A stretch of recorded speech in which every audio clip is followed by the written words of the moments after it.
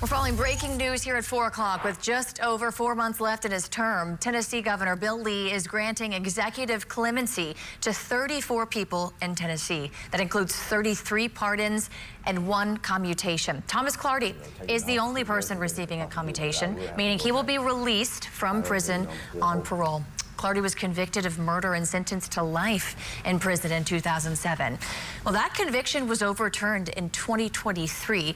But just 2 years later, he went back to prison after the Supreme Court declined to take his case. On the call today, Governor Lee said Clardy received an outpouring of support, the largest it has seen for any one of these people seeking a commutation. As for the other pardons, the governor says very few of them involve crimes against other people, none involve sex crimes, and all recipients were recommended by the State Board of Parole. Governor Lee personally called those recipients this afternoon. The governor will likely issue another round of clemency, he says, before he leaves office.